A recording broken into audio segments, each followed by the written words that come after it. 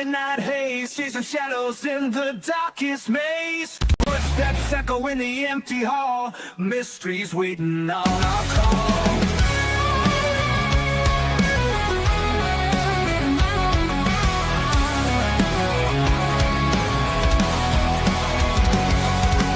Bigfoot stomping through the pines, aliens sending secret signs, EVPs in the dead of night, ghosts dancing in the pale moonlight. Paranormal 411, we bring it to you. Truth behind the veil, gotta pursue you. All right. Hello, everybody. We got some bad news. Micah Dank can't get his computer working, I guess, for some reason, and we are not going to have him on the show tonight. So we've come up with an older show that we're going to play for you. And again, sorry, everybody, but with a live show, sometimes this is what happens. yes. And so you just got to roll with the punches. But we'll have him back on at some point. Jason was talking to him a little bit earlier, and so we'll reschedule him to come back on again. So what are we going to play? We're going to play a classic archive from the vault. Woohoo! The Linda Eastburn interview. That was a good interview. Yeah. One of many, but that was a good interview. Yeah. So everybody, stay tuned. Stay tuned, and remember, we're still sitting here. We're here. So keep the chat up. We'll be chatting back with you. Yep. Chat with us. And hope you enjoy the show. Yeah.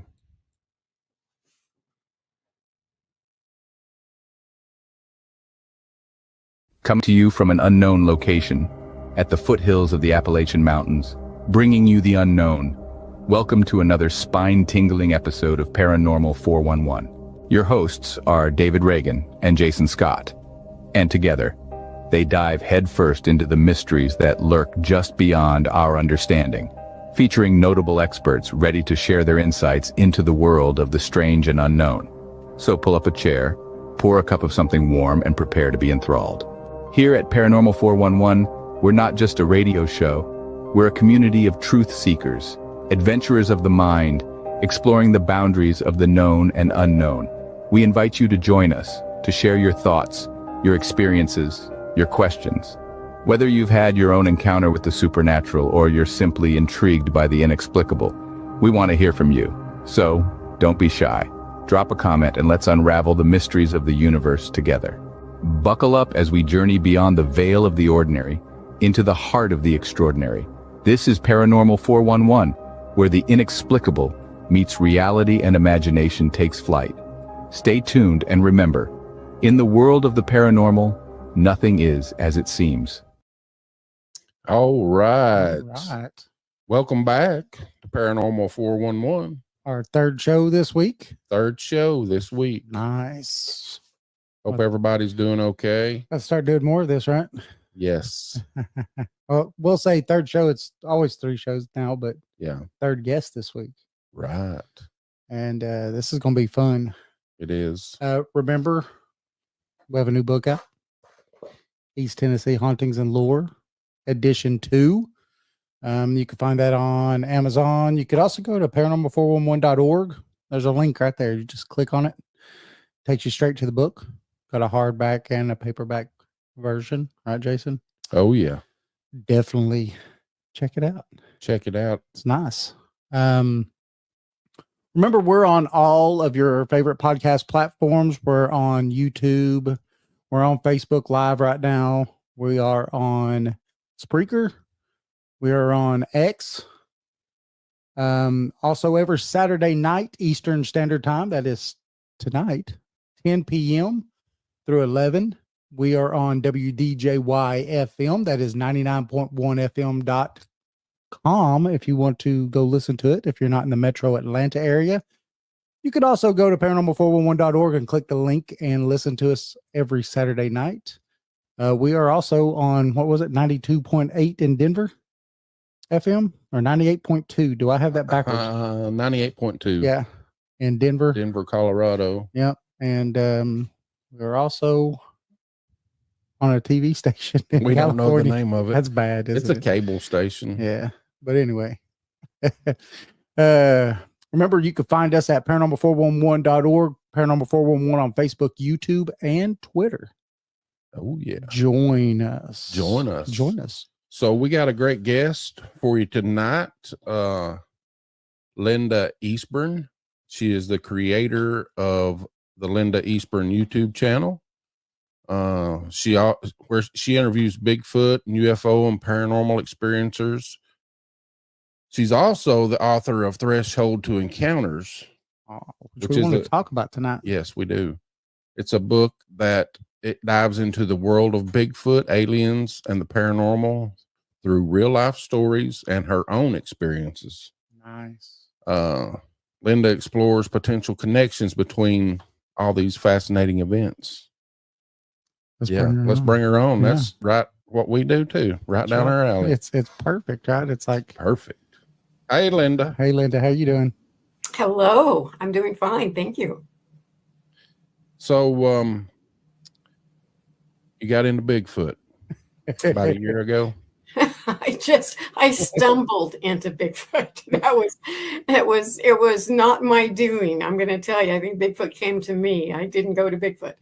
I did an interview with Scott Nelson. You know, he's analyzed the Sierra Sounds, the Ron Moorhead Sierra Sounds, and I did an interview with him, and it just kind of took off, and I got this enormous following of big people who like Bigfoot, and so I just started exploring more Bigfoot. I've been a UFO researcher since the 80s. So, you know, that's been a long time, paranormal, UFO, ghost, you know, that sort of thing.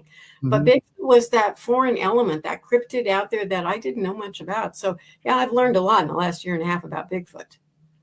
Wow.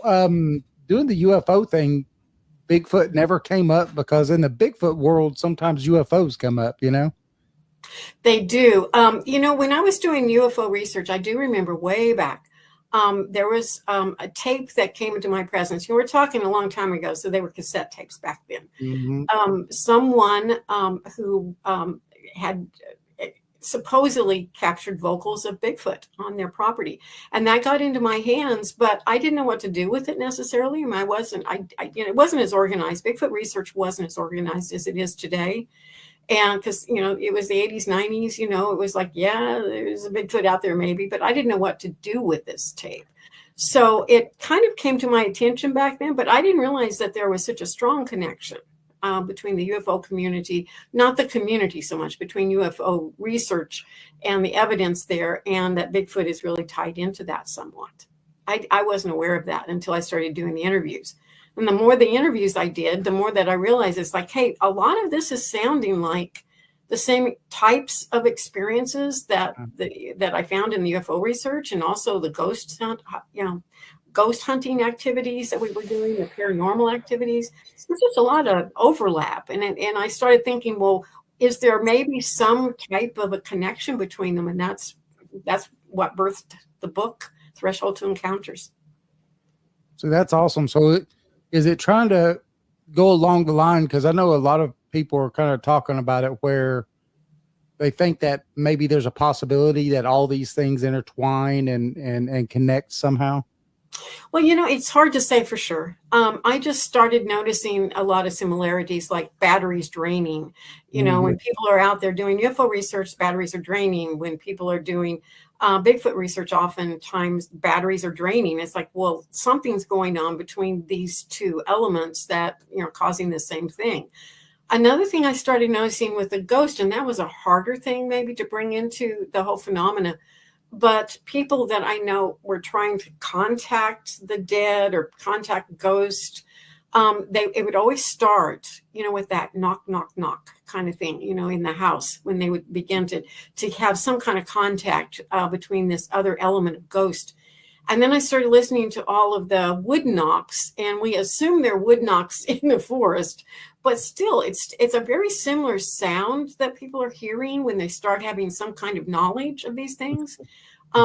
So we don't know for sure if those parallels are connecting, or if they have absolutely nothing to do with one another, but there are certainly some similarities. Yeah. I think, for me personally, I think it's all connected together. You got investigators today that's just in Bigfoot investigations. It's most of them now are using ghost hunting equipment. I mean, I see that a lot. Well, I mean, I've had this bright idea. I haven't seen anyone else do it, but we're about to build our own SLS camera, and we're going to film it and stuff, so we can show other people how to build their own, so they don't have to go out there and pay $500 for one.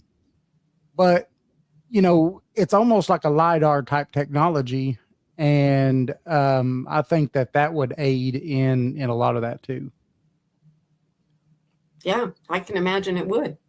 Yeah, so I'm excited about that. So the book, what made you decide that you wanted to go ahead and just write the book? Well, you know, I recognized that a lot of people were encouraging me, you know, to do so, because I had so many interviews under my belt at that point in time, and probably had access to a lot of variety of interviews. Also, always being asked to, you know, to go out and speak at events and you know, to present this information. And sometimes the best way to organize information is to just put it on paper. And let people know that, you know, that it's really there, you know, that there's a band of information that can be pushed together. So the book came forth from that. It's like a lot of years. It covers a lot of research from all of my years in the UFO field, paranormal field, and then most recently Bigfoot. But it also gets into some of the philosophy of what might be happening behind the scenes, you know, whether it be, you know, different dimensional elements. Also, I have just this really weird story to share. This happened to me way back in the 90s, but I was teaching hypnosis and really didn't know a lot about some of the subject matter that I know now. But I was teaching a hypnosis course, and there was a man that showed up at my house. He was very educated. He had seemed a little like leery of telling me enough stuff. But anyway, this was a large class. So I was doing like an extra kind of practice night on Sunday nights. So one Sunday night, he was the only one that showed up. And he started asking a lot of questions about mind control. And it's like, you know, I don't really know a lot about mind control.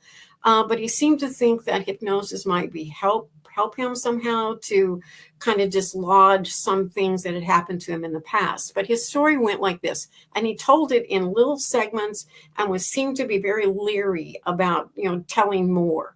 But he got married back east, and he was in a very prominent, very wealthy family, old money kind of family.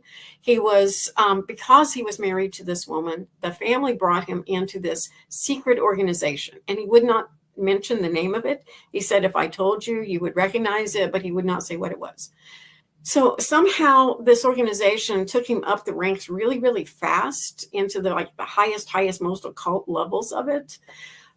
Because he was married to one of their daughters. And so anyway, he ended up in this high-ranking position. But at that level, they were doing some really weird stuff. They were projecting like to him and see if he could receive this information somehow. And apparently it worked. Apparently he was, you know, like totally indoctrinated into the ability to receive these projections from them. But he came back, he got a divorce, he moved back here to Missouri.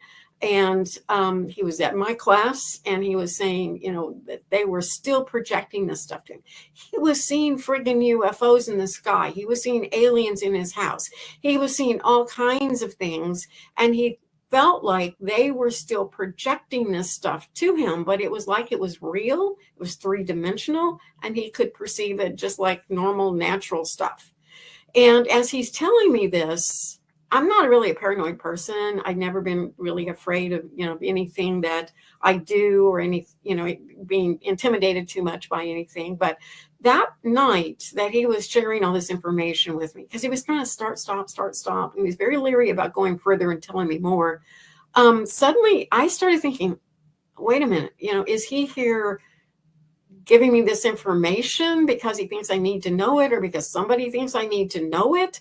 Or is he really asking me to help him with this mind control issue that he's dealing with and wants to like dislodge this receptivity of these UFOs that are, all around him? But it made me really, kind of think twice about that. Well, he went home that night, and it just so happened I came down with a bug of some sort and couldn't do the next class. It was only 2 days later. That was Sunday night. The next time was Tuesday night. So I asked my husband at that time if he would please just call the class members and tell them, no class tonight. I just didn't feel up to it. So he did. The man's phone number was disconnected. He never came back to class. He wasn't living where he said he was living. I mean, I don't know what was going on with that, but it always made me wonder if there is some means or some way for projection of these things to, people are receptive to it, to be able to perceive it. So that's kind of in the book too. This idea of that might be one possibility. Another thing, and I'm not saying that people are delusional about what they're seeing at all, because I really think there are good, honest people telling you exactly what they're perceiving. But our perception levels are so limited.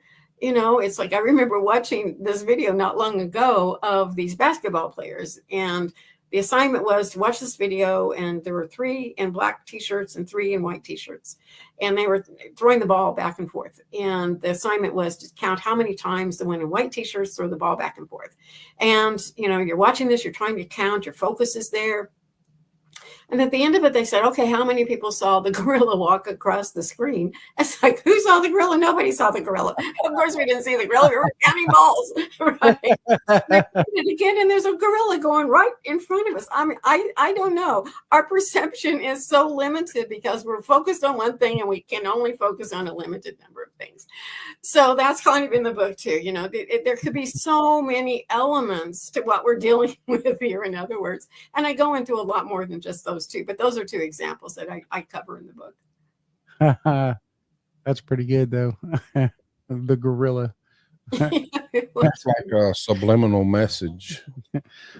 You used to see on, they would, if you're watching a movie and it would come on the screen, eat popcorn, drink Coke, yeah. Well, I don't know, that's pretty neat, though. At an early age, I have always been able to see ghosts and spirits.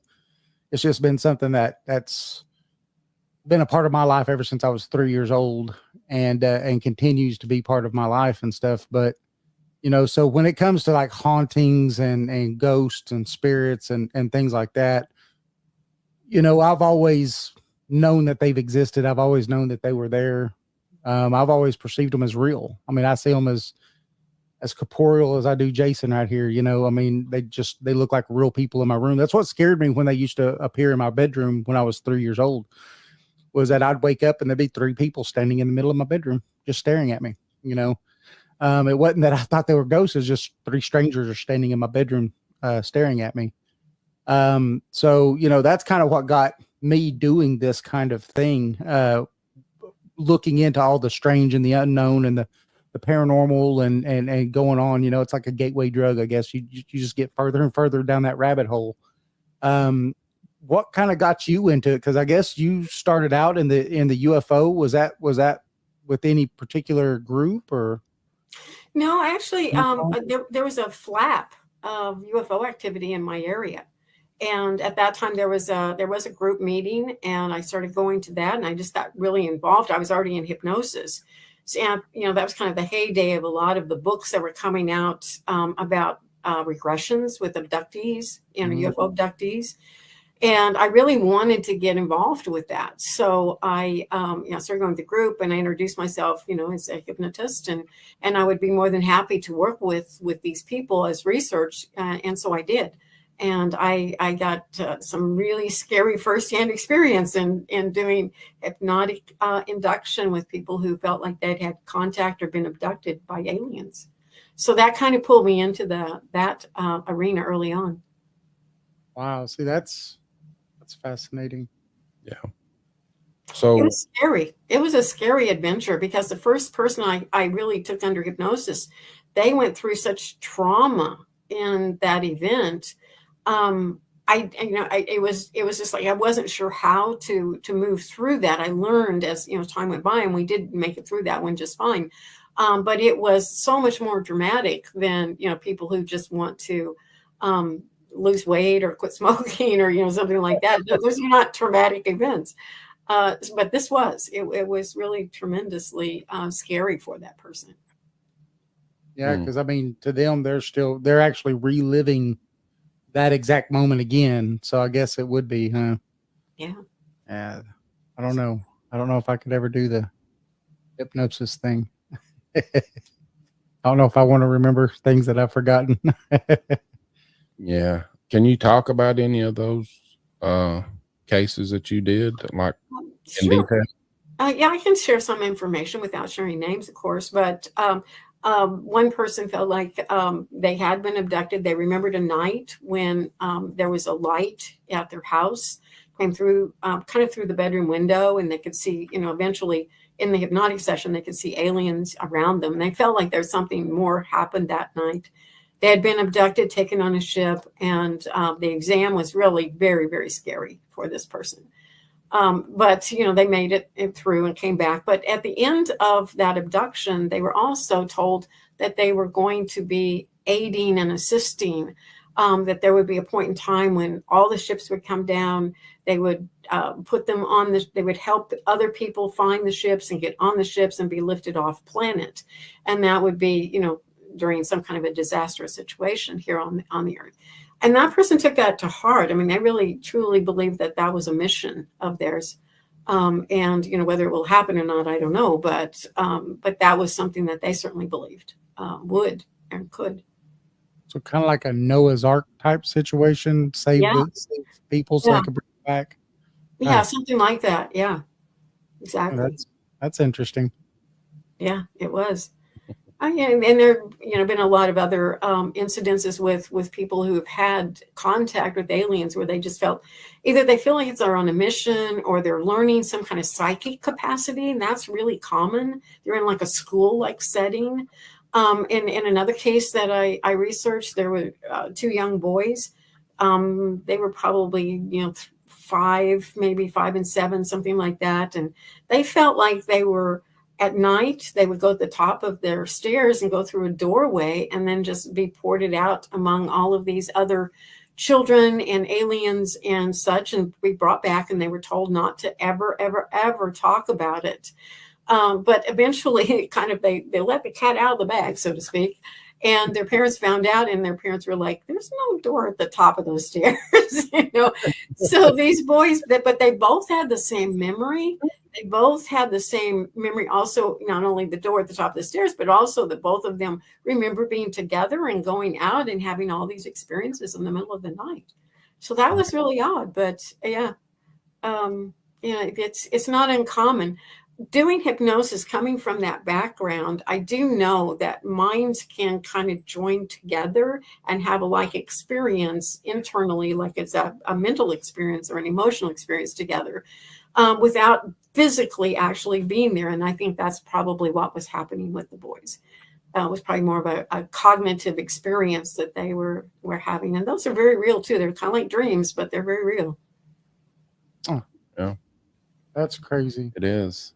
I had a recent experience in a dream. I mean, I've never had a dream so vivid, and it was about aliens. I had been sick for a little while, and I don't know. I had this dream that they wasn't little green men or nothing. They looked kind of like us, and they had came down, and I was going toward them, and one of them shot me with something that like paralyzed me, and I was laying on my back, and I was having a heart issue, like arrhythmia, and they put their hand on my heart, right on my chest, and told me that they was going to take me with them or something. And I told them, no, I can't, I've got this family.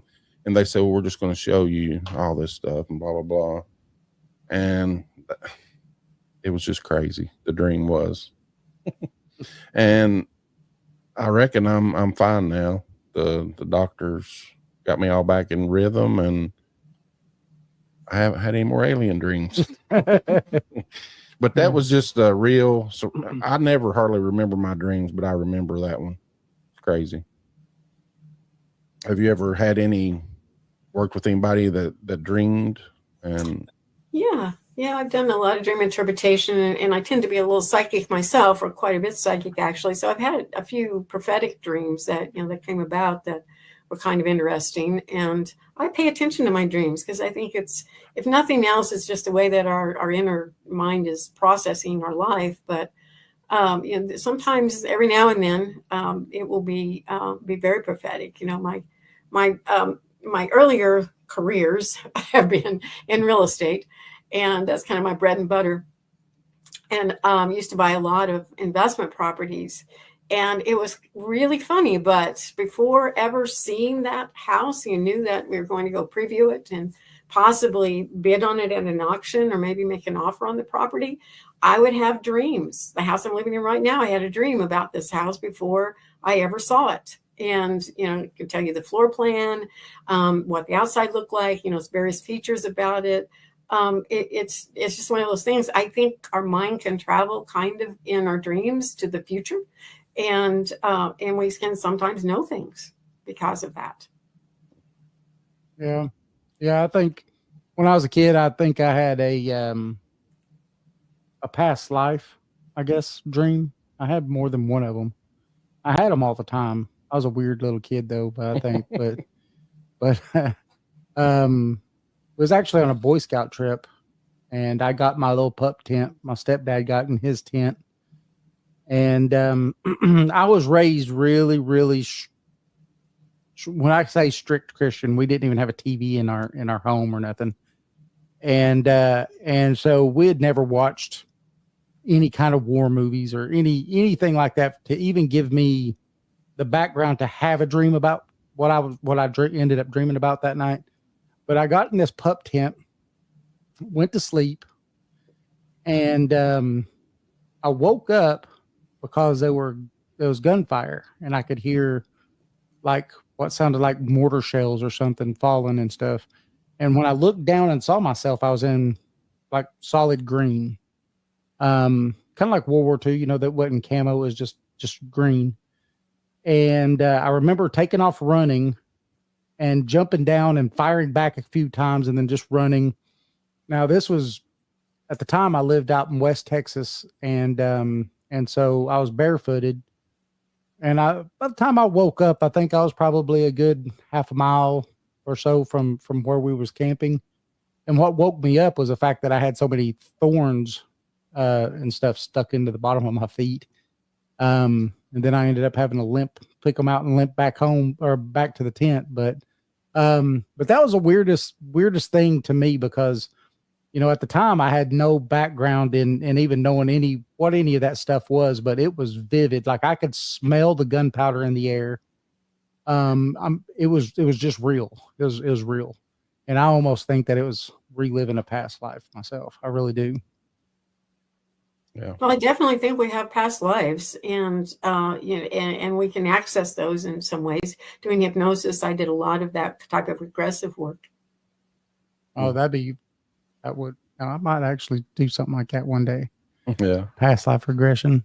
Yeah. I think so. What kind of experiences, like your personal experiences? Well, I know you're a UFO investigator at first, and then.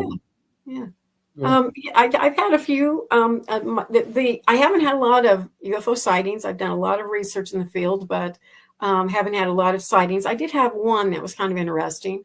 I was, and it was early on in my UFO investigation. I was in the country, sitting in it was about 10 o'clock at night. It was dark out. I was sitting in a vehicle waiting for my husband to come to the car to leave. And he was in the garage, I think, with his brother or something. And so it took a little time. I was sitting there about 10, 15 minutes. And it's all out in the country. So there was a road in front of the house, a gravel road. Across from that road was an open pasture field. And then above that was kind of high up a little bit was a tree line, up above. So I'm just sitting there looking kind of up at the sky and everything. And there's this orange light that's just above the tree line. And at first I'm thinking, well, maybe that's an airplane or something. It's going to pass over in the sky. But it didn't. It didn't move at all. It just stayed stationary, which I thought was very odd. I knew there wasn't any, the elevation over there it wasn't land. It wasn't another pasture or anything like that. I didn't feel. So I just watched it for about 10, 15 minutes. And then suddenly it just slowly goes down behind the tree line. Now that in and of itself wasn't much of anything. This was on a Saturday night. And so the next day, we were at some people's house for Sunday lunch, and they started talking about these animal mutilations, these cattle mutilations that had happened that night. And it happened right there in the field where I was looking at this orange light. And it also happened in the field at the farm to the left and to the farm to the right. Now, if I had not known these people personally, that animal mutilation would never have been public. It would never have been known. So I may have been observing an animal mutilation as it happened. I don't know for sure, but I thought that was just a kind of a bizarre thing. So yeah, that's really my own personal information. Others that I have researched, though, same person who lived at that house lived in another house, and one morning, super early, like 3 a.m, he's going to work. Pulled out of his driveway, turned left, saw this light way over in the distant eastern sky, and the road turned very shortly. There was a real sharp curve where he was going straight west, and all of a sudden, light is just illuminating everywhere. And like it's pitch dark. It's 3 friggin' in the morning, and light. I mean, everything is lit up, and he just stops. Turns his truck off. He's thinking helicopter. With a spotlight on it. But he rolls down his window. There is nothing. There's no sound. He looks up. He gets out of the truck. He's looking around. There is nothing to indicate where this light's coming from. So he gets back in the truck, and the light goes off, and he's looking, and there's no source for it. It doesn't look like anything flew there or flew away. So he gets back in the truck, of course, a little shook up, and drives on to work. And it was several years before he told anyone about this. It wasn't until I got involved in the UFO research and started talking about it that he began to open up and talk about that incident. And just a short distance from there was another case. And this 2 women were walking down, it was just a county blacktop road. It's a T intersection. Someone passed them. They were just taking a walk down the road. Someone passed them. They knew. One lady turns around to wave at that person, and there is a craft in the sky. This is 4:30 in the afternoon. It's a silver craft about the size of an automobile. It's moving slowly, and it's really low in the sky. But by the time she got her friend's attention to turn around and look at this thing, it had passed over from the T road. It passed over the road, went behind a grove of trees, and she couldn't see it. But once I started talking to her about this, she called her neighbor, asked to see if maybe they were home and saw the thing too, because they would have a different neighbor, to see because it would have been in their view. And they said, nope, they weren't home that night. It was a Thursday. They weren't home. But that Thursday night, back in the field, and we're talking country here. We're talking, acres and acres and, maybe 2 miles back to another road. There's nobody back there and behind their house. There's no one in that field at night. There was a light sitting there on the ground that very same night that they saw that craft. So there's something was going on in that vicinity. Those were real close in proximity to one another. Wow. See, I don't know. That's, do you think that they're,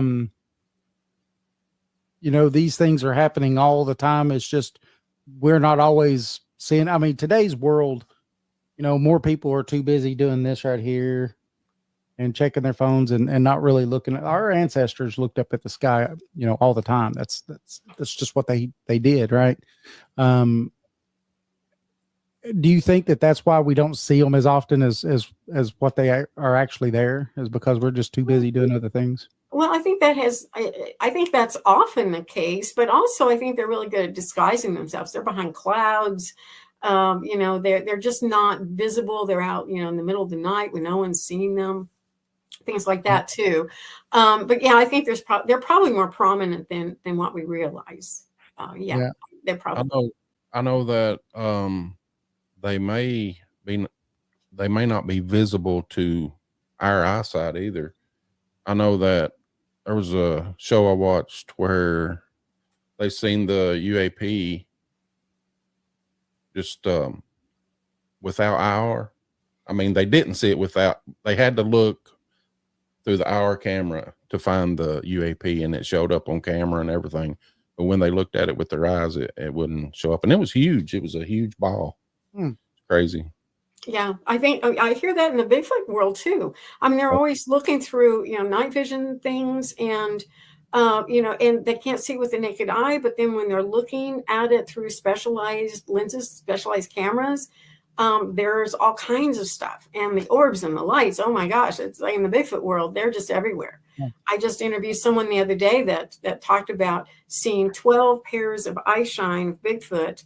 And it was some distance from them, but they could see it very clearly. And then this gigantic UFO ball of light goes swooping down and moves into this valley. And all 12 of those eye shines turn around, and they could hear them rushing down to meet up with that UFO in the valley. So there's some connection between these things. Yeah. See, that's fascinating because, a lot of people that, when they take those, someone will call in and say, hey, I've got an experience, and they tell them, and then they'll tell them about the balls of light that they see, or the UFOs, or any, a lot of times they stop, right? They won't even take that part of anything. And for me, if you leave anything out, then you're not doing good research. The research requires you to take every bit of that. And even whether you don't agree with it or not, And the Native Americans forever have talked about balls of light, orbs, and all these other things being with these creatures. And they also talk about them being in two worlds. They talk about them being of our world and of another, both spiritual and physical. And so I think that there's a good possibility they are with the aliens.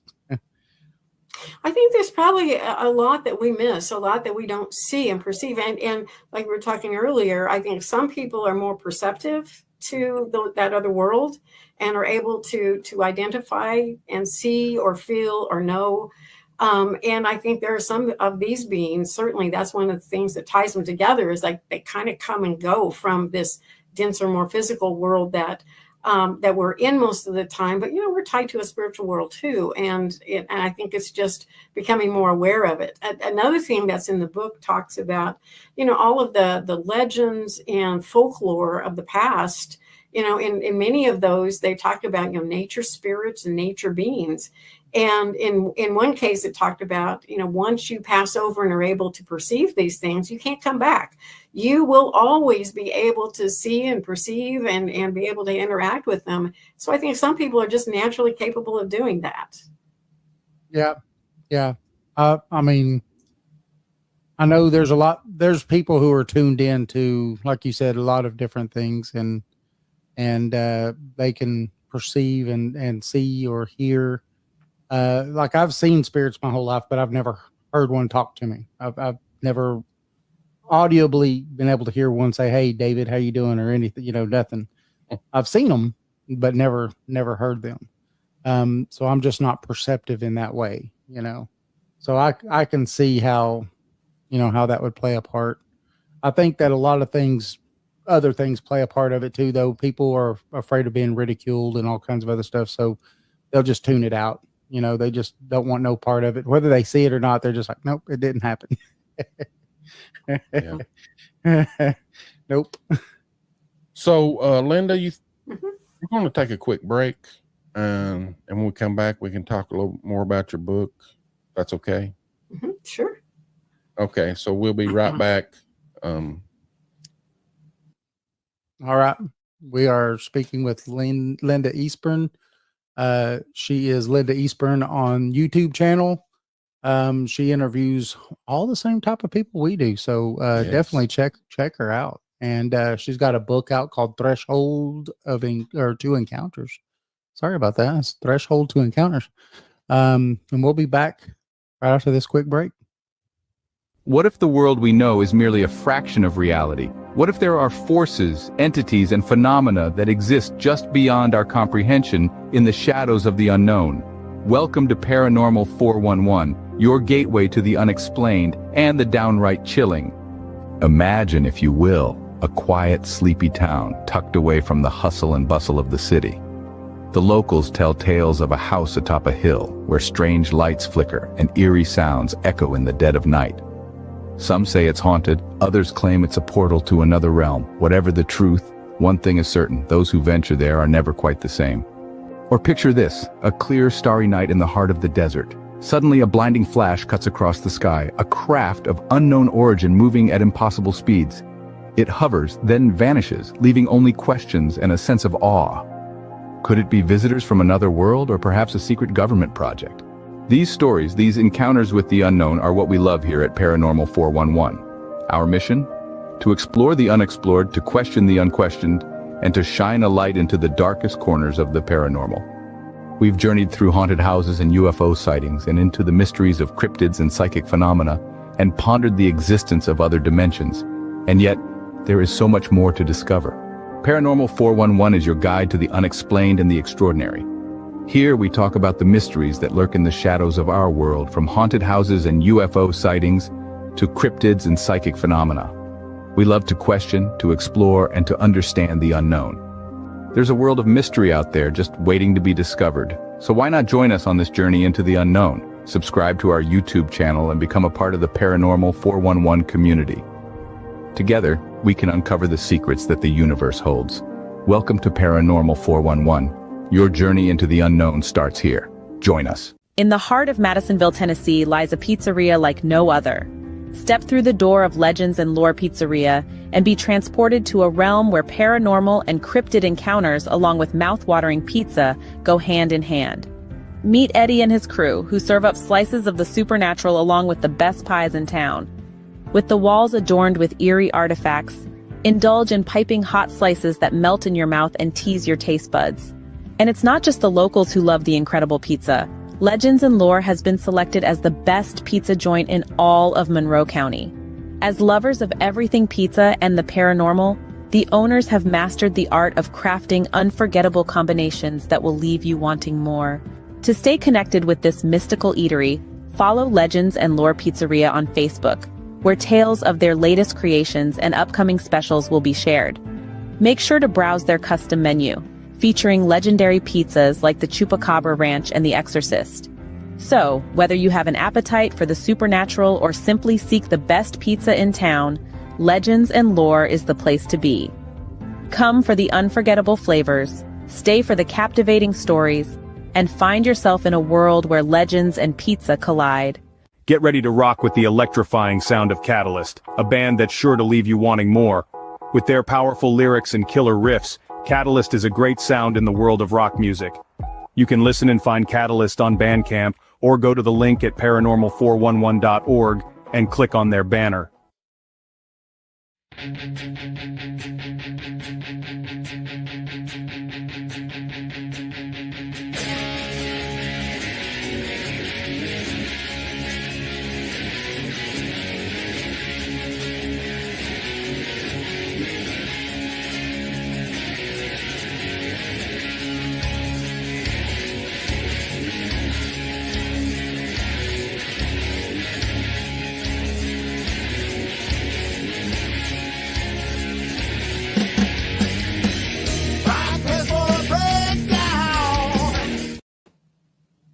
All right, we are back after that break. All right. Thanks to the band Catalyst. And Yes. Legends and Lore Pizzeria. Best pizza around. Yeah, Linda, if you like pizza, if you ever come through our area, Mm-hmm. there is a great pizza place, Yeah. themed after cryptids, all kinds of stuff. Yep. All kinds of cryptid pizzas. It's really good. Yeah. You're making me hungry. I'm telling you.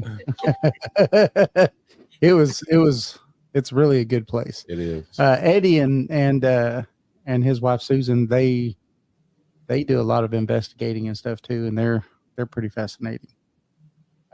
Pretty fascinating people to talk to. If you could ever get them on your show. Because how long has it taken us? 2 years to get them on the show? Yes. Yeah. So they're busy. but they're fun. So have you ever done a lot of paranormal investigating or just done a lot of, actually just interviewing a lot more people that do that kind of thing? I've done, a little bit of, groundwork, a type of Okay. things. I used to have a radio show called Anomalies. And we did a lot of shows on ghost activity and, paranormal activity of all sorts. And I remember going to a small town that is just simply known for massive amounts of haunted things. And so we did quite a bit of research there. There was one house that really got my attention. It was really, they had some really bizarre stories to tell. The house was kind of known to be haunted. It was like a 3-story house, and a lot of people had seen a face at the window. But when they bought the house, they started seeing someone up there, and there shouldn't have been anyone in the house. No one was home. No one was there. They were doing a little bit of a remodel to it, but that was common for someone to see people at that window. But after they moved in, really weird stuff started happening. One night they came home from a dinner, and the lady, had a really nice dress on, so she just slipped it off in the living room and laid it over the sofa, to keep it in good repair. The next day planning to hang it back up, and went to bed. And the next day she gets up, and this thing is wadded up and in the freezer of all things. So that was weird. But this is another correlation I made with that particular form of research, is that they had this wooden carved statue in the living room. And they said a lot of this paranormal stuff seemed to happen around this old wooden antique carved statue, and it was big. It was probably 3 feet tall, something like that. It was a head, kind of a bust, like thing. But I had another research trip that I did back east, and there was a home that had a very, very similar type of statue. It was very old. It was antique. It was otherworldly.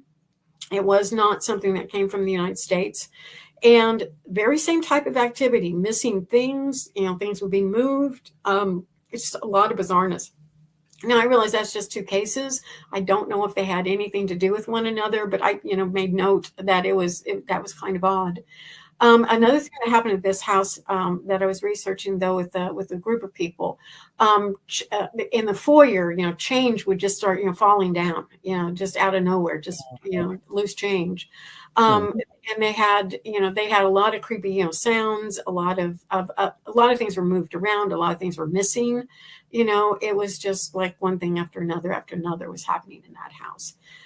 So yeah, we went there. One of the people that I investigated with was Ted Phillips. And I doubt that you recognize that name.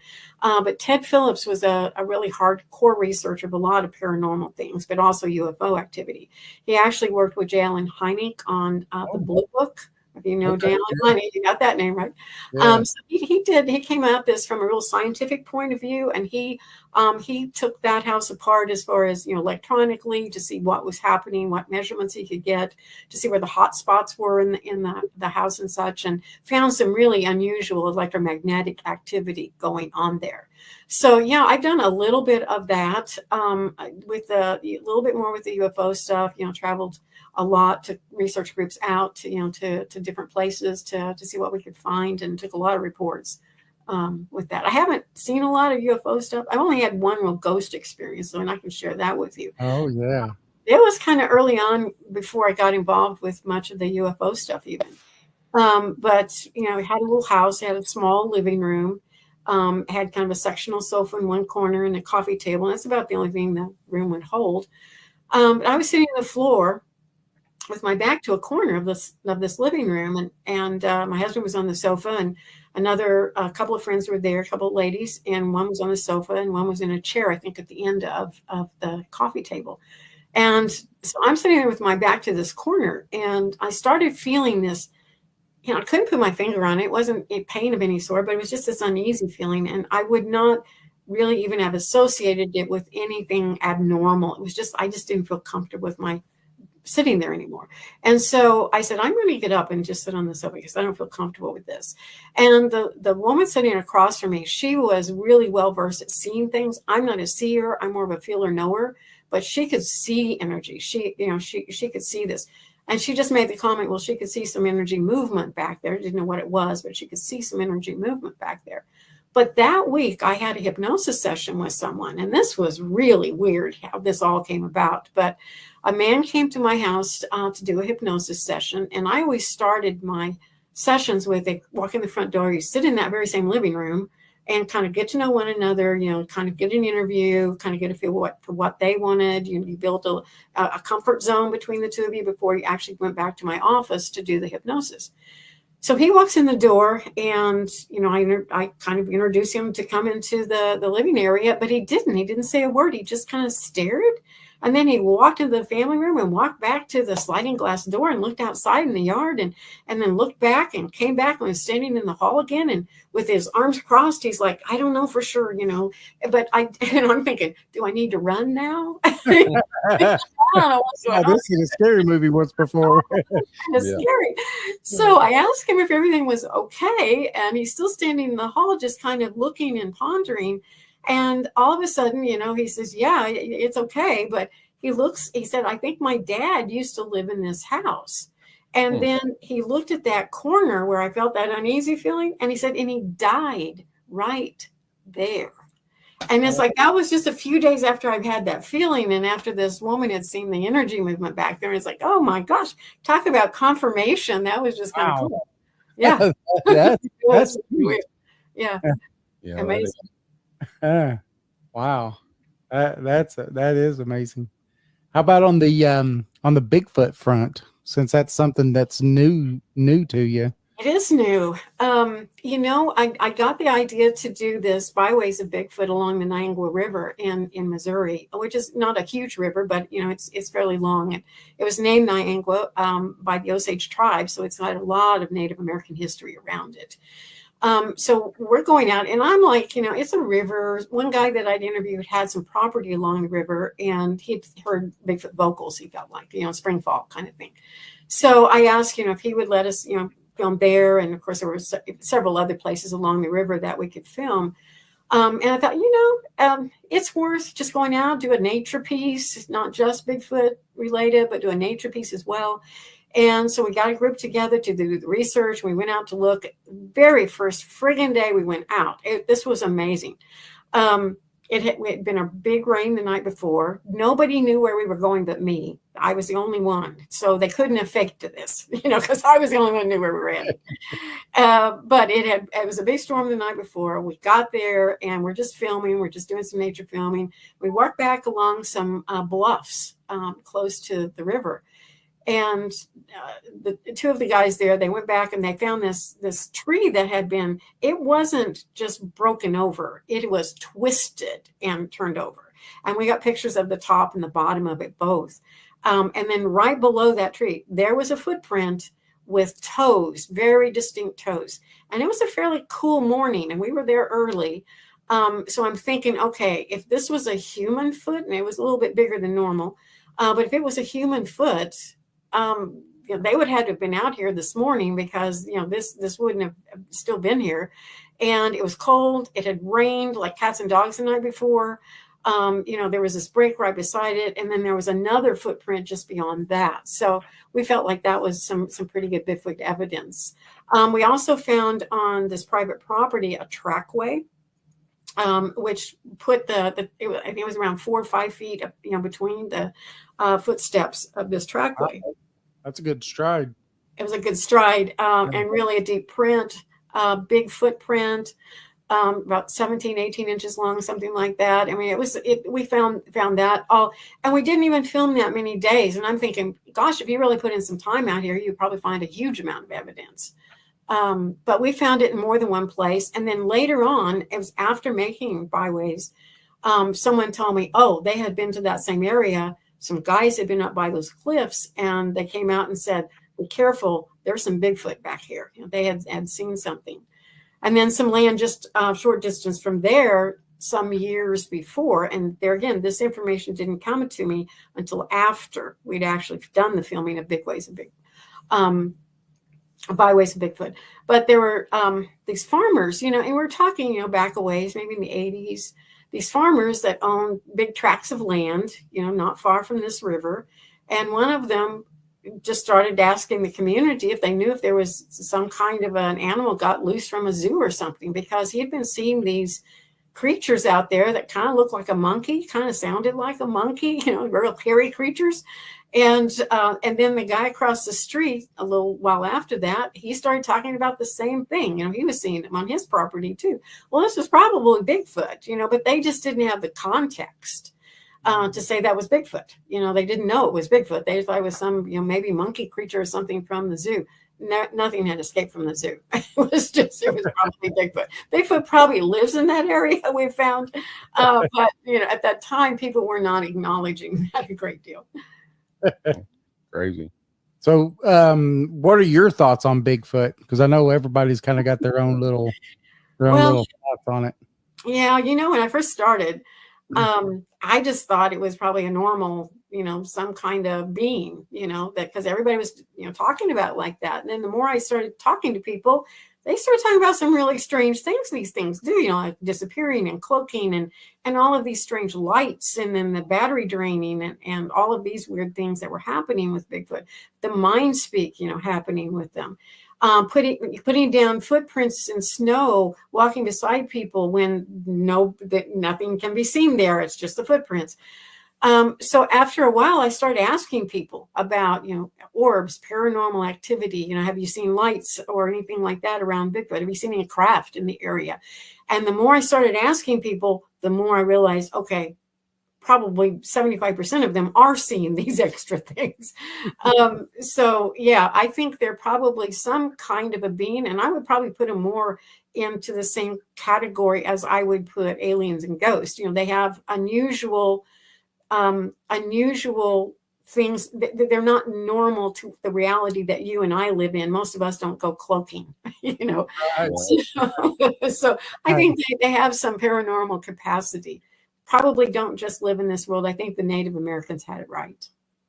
Yeah, Scott Carpenter, that he used to be in our area over here, had some pretty compelling stuff that he had, where he could, showed portals opening up and these things coming in and out of them and stuff like that. That was pretty fascinating.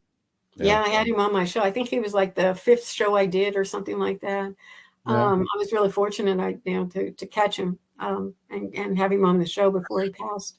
Yeah, we kick ourselves in the butt because we're like, oh, he's just literally right here where we live. I mean, and so we put it off, and then we just put it off so long that we never got that opportunity. And I think it was a loss on us for that, because that was a lot of information that we could have got for sure. But I think that I think that it's ET, extra dimensional beings. I don't know, but I think they fall somewhere in there in the paranormal realm.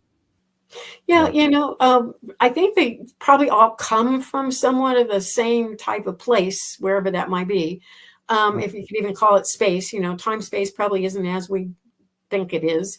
Right. But they may be different, very unique individuals, in that dimension, but maybe relate in the way that as to where they come and how they enter and exit our reality. Mm-hmm. Absolutely. Yeah. I do want to ask you a question about the film. At the first of it, when Ninja was looking for your campsite and stuff, wasn't there like a 9 foot up on a tree, a big claw mark and rubbing or something? Yeah, that was the first thing we found, and that was right next to an area where we found a tree brick and another footprint. Don't know for sure what that was, but it was way out of human reach. One of the guys with us is really big and tall, and he could barely get to the bottom of it, actually. So we don't know for sure what that was, but it was kind of an interesting find. Yeah. It was on an oak tree, and it was just, and you could see the claw marks on it. So something probably had scratched that bark off. Yeah. Pretty neat. That's interesting. Mm-hmm. Huh. So, I guess it's coming up on an hour. Do you want to just, we'll let you go since it's your bedtime. But if you want to give everybody, where they can find you and get your book and everything. Yeah, I'd be happy to do that. I mean, you can find my YouTube channel. It's just Linda Eastburn YouTube channel. It's pretty easy to find. Also, I have a Bigfoot group on Facebook called Midwest Bigfoot. What is it called? I think it's called Midwest Bigfoot. But you can find me on Facebook for sure. And also the book Threshold to Encounters can be found on Amazon.com. Awesome. Yeah. Oh, yeah. I'm gonna have to get me a copy of that. Yeah. It has a lot of variety of information in it because it has so many years of my research, so many angles. And I worked a lot of intuitive work and teaching people remote viewing and mind speak and such. So I bring some of that element in there as well. Just knowing a little bit about how our minds work. With our perception ability as well as our comprehension ability, and we're all not built the same. We do perceive things differently. So there's a lot of that in the book too. Oh, I've got to read this for sure now. So before you get to go, I have one more question now. She just said that that she knows how to remote view and stuff. I mean, that's fascinating. Do you is that something that you actually teach too, or is that just something that you do? No, I've taught intuitive skills for a lot of years. I actually worked as a health intuitive for numerous years, traveled all over the country and spoke at a lot of events and also taught the courses. The remote viewing is just, it's unreal, just what you can perceive with that. I kind of do a unique form of remote viewing. I call it intuitive remote viewing. So it's a little bit varied from, like the structured type of remote viewing, even though I can do that too, but I'm really better with more like a freelance type of program. When I first started learning remote viewing, I heard about it at a UFO conference. And at this conference, I knew intuitive skills, but it was more of a spiritual process, kind of that, kind of la la land, and I'd never really even considered using that toward just simply seeing physical things. They were not in my presence. But this guy was talking about this Russian remote viewing program. He'd interviewed these people. They did it as a spy program. And I'd never heard of that before either. And so I came home from that UFO conference thinking, okay, I want to do this. I'm kind of a self-starter.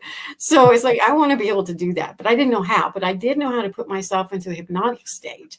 I did know how to, to kind of, project my mind and see things. So I decided to just get the phone book. You remember the days when we actually had phone books? Yeah. Yes. Anymore. But this was way back. So I just picked, an area of the phone in the phone book. They had a phone number. It was an area I did not know that street. I wasn't familiar with it at all. And I'm thinking, okay, if there's a phone number there for this residence, there's probably a house, right?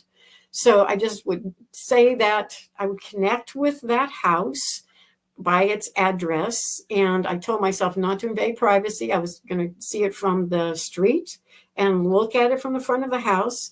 And then just described what I would see. And then later I would go look at it. Okay, so my very first try, this was interesting. My very first try, I go in, I put myself in this hypnotic state. I do the address thing. I'm connecting with it, and I let the visual come up in my mind.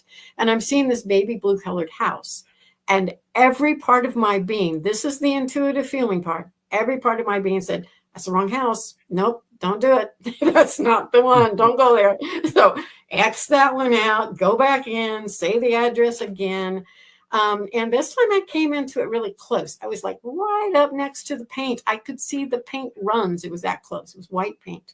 And as I tried to back away from the house, I could see black roof. I could see one tree in the yard, picture window, little one-car garage on the right-hand side, little green. You remember when they used to have green grass on all the sidewalks and stuff? There's green grass. Little, metal pole, it's just a little ranch style, one car garage house, black roof, white outside, one tree in the front yard. So later that day I drove by, and guess what? Baby blue house is right next door. And this is one thing that I really began to learn about the mind. When you have a distraction of something that is extremely interesting, that's where your mind's going to go. Well, the baby blue house was way more interesting than this little black and white house I was looking at. So that's why it caught my attention. But everything else, I got two things wrong. The garage was on the left instead of the right. and I saw white paint, and it was actually a very pale gray paint on the house. So otherwise, I got everything else right. And I started doing that weekly. I do 3 or 4 houses a week, and I go by and look at them. And I had about an 85% success rate in seeing those houses. So I knew I was probably pretty good at doing this. Right? Yeah. Yeah. So that was a fun experiment of remote viewing. Oh, that's interesting. It was fun. Huh. We're gonna have to have you back on just to talk about that. About remote viewing. Yeah, I'm interested. I actually have a remote viewing app on my phone, and I haven't done it in a while. I recently stopped becoming I was a over the road truck driver for a long time, and I just recently stopped doing that. That's why we're starting to do 3 shows a week and stuff now. But before I'd go to sleep every night, this remote viewing program on the phone would give you some numbers. Just, I think it's 5-digit numbers or something. And it's almost the same as like what you said you was doing. You just think about the numbers and nothing else, and just let whatever you wanted to come into your mind. Then you could draw on your screen whatever it is that you think that you saw, or write it on there, whatever it is. And then you'd hit the button, and then it would give you choices kind of what you think it could be, and then the probability that you think that you're right on it. And it's a pretty neat program. Yeah Sounds like a good exercise. And you just have to keep it up. I've done pretty good with it so far. I'm definitely like in the 70% range or so usually on it. So, but yeah, it's fun. It was interesting. I think I heard about it on Coast to Coast or something like that, and decided I was going to download it. It's free. So, but well, Linda, we want to thank you again. Thank you, Linda, for coming on. Thank you. We had a good time. Yes, we'll have to do it. Yeah, we'll have to do a whole 2-hour show. Yeah, maybe we'll do it a little earlier. Yeah. Jason's like, yeah. So, one more time, can you just tell everybody your info? Yeah. It's Threshold to Encounters. You can find that on Amazon.com. Be sure to give me a good review if you buy the book, please. I appreciate that. And then my YouTube channel has about close to 400 videos now of interviews with Bigfoot, alien contact, UFO, ghost. Mostly it's Bigfoot, but it's a little bit of everything. But a lot of those Bigfoot shows, don't let them fool you, a lot of that has a lot of paranormal in it too, because those people are having some really interesting experiences out there. You just find that on YouTube, Linda Eastburn YouTube channel. Awesome. All right. Thank you, Linda. Thank you. Thank you. Good night. Bye.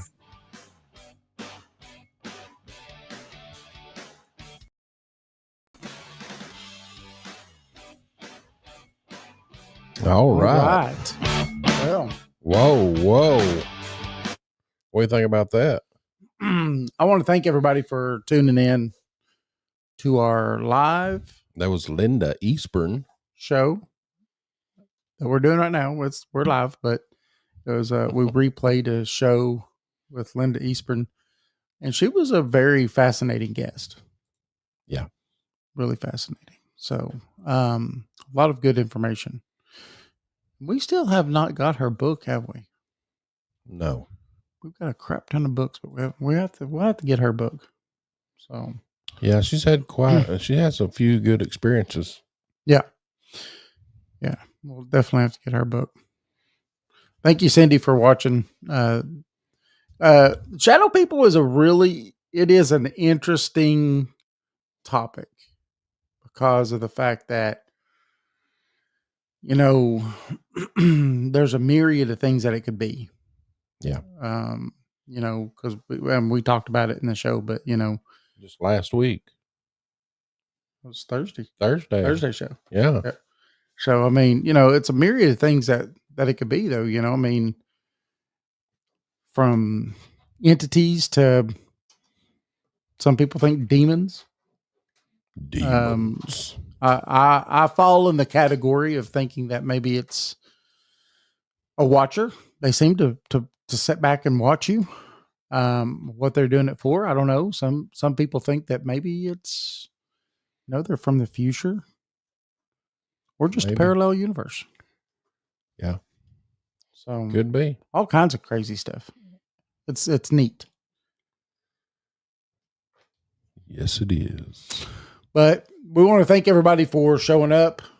And I think, oh, never mind. I thought I just got a text telling me to not forget something.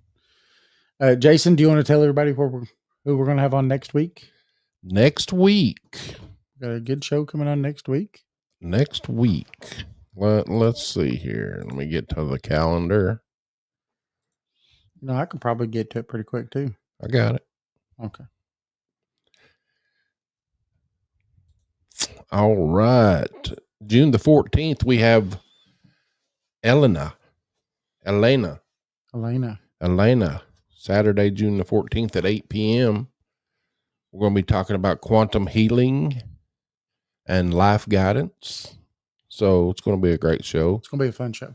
She's a quantum healer and a life guide dedicated to helping individuals heal and navigate their current life paths. So maybe she'll help somebody that's listening. That's awesome. Maybe on our second hour, we'll end up turning on the phone lines or something. Turn on the lines on, yeah. Just depends. The week after that, we've got Paranormal Paul from Paranormal Among Us, right? Oh, yeah. So that's going to be a great show, too. Is that it? That's it. That's it? So, well, we're going to be at the Smoky Mountain Bigfoot Conference, July the 26th. Yes. 2025. Come see us. We'll have a booth. We'll be set up. We'll be partying, rubbing elbows with the big boys. Like this. Well, we always have so much fun there. Get to meet so many great people. Hear your stories. That's one of the funnest things for me is when people come up and they feel safe enough and comfortable enough with us that they could tell us, their stories and stuff. That I honestly believe that is probably the funnest part of it all. Yeah. So definitely look forward to that. And if you can make it, we would love to see you there. Yeah. For sure. If you can't make it there, we're going to be at the Knox Public Library, October the 11th at 2 p.m. We'll be giving a little paranormal presentation. Yeah. And this will be our second one. Yeah. Come see us. Definitely. We had fun on the last one and really excited that they asked us to come back. So I'd like to pack the house this time. Yeah. Pack it. They have to put us in a bigger room. And remember the show this coming Thursday, 7 p.m. Eastern time. We'll be going live again. Yes. So everybody have a good night. Have a good weekend. There are no computer problems. Yes, Cindy. That's what we're hoping also. Yes. Everybody have a good night. Have a good weekend. Be safe. And we hope to see you on Thursday. Remember, you can find us at paranormal411.org, Paranormal 411 on Facebook, YouTube, X, and Rumble. You can tune in live every Thursday from 7 to 8 p.m. Eastern, Saturdays from 8 to 10 p.m. Eastern time. Also, remember on Saturdays from 10 to 11, if you're in the metro Atlanta area, you could catch us at WDJY-FM. That's 99.1 FM. And for listeners outside of Atlanta, you can go to WDJYFM.com or you click the link on our website. Now, we're also on Subspace Radio on all major podcast platforms. We have a book out, East Tennessee Hauntings and Lore Edition 2. That is East Tennessee Hauntings and Lore Edition 2. It is available on Amazon, or you can go to our website at paranormal411.org. You know what that means? If you need to know about anything, you can go to paranormal411.org. Yep. Join us. See you on Thursday.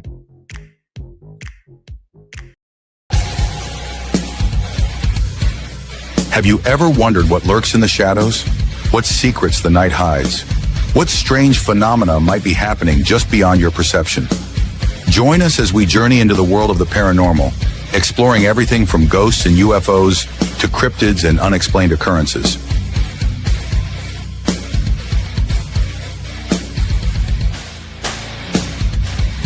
From haunted houses to all things paranormal, join us in the search for the truth behind the veil.